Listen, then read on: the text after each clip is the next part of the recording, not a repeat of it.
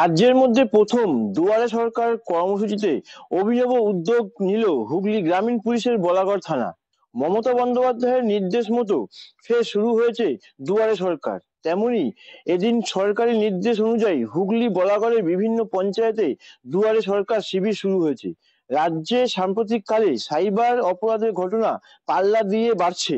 এদিন হুগলি বলাগড় থানার সিজা কামালপুর পঞ্চায়েত সহ বলাগড়ের বিভিন্ন পঞ্চায়েতে দুয়ারে সরকারের যে কর্মসূচিতে বলাগড় থানার আধিকারিক সোমদেব পাত্র সাইবার প্রতারণার একটি সচেতনতা শিবির করেন।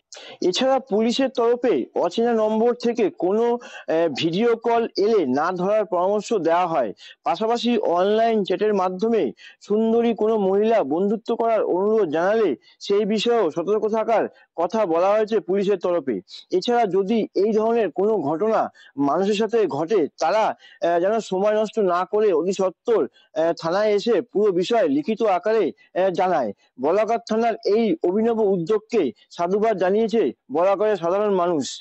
মানুষ প্রচুর ভাবে উপকৃত হবে, তার কারণ এবারে যে আমাদের অভিনব একটা উদ্যোগ, তার কারণ মানুষ নানা রকম ভাবে প্রতারিত হচ্ছে। তার জন্য মানুষকে সচেতনামূলক, মানুষ আর কিছু অনেক সচেতন হয় যাতে এইসব ক্রাইম গুলো না হয়, তার জন্য মানুষকে সচেতন করার জন্য আমাদের এই অভিনব উদ্যোগটা আজকে দুয়ারে সরকারের ক্যাম্পে চালু করা হয়েছে। বলাগড় থানার ভারপ্রাপ্ত আধিকারিক মাননীয় সোমদেব পাত্র মহাশয়ের মস্তিষ্কপ্রসূত এটা একটা খুব ভালো জিনিস হয়েছে। সাইবার ক্রাইমের একটা যে ক্যাম্প দুয়ারে সরকারে করা হয়েছে, এটা একটা অভিনব উদ্যোগ। এর ফলে আমাদের যারা জুনিয়র ছেলেমেয়েরা আছে, বাচ্চা ছেলেমেয়েরা আছে, যারা সাইবার প্রতারণার ফাঁদে পড়ে, তারা এর মাধ্যমে খুবই উপকৃত হচ্ছে। ওনারা বিষয়গুলো ডিটেলসে বোঝাচ্ছেন এবং মানুষরা এটা মন দিয়ে শুনছেন। আশা করি এটা খুবই উপকৃত হবে। আমার শহর বলাগড় থেকে দেবেশ চক্রবর্তী রিপোর্ট, কলকাতা টিভি।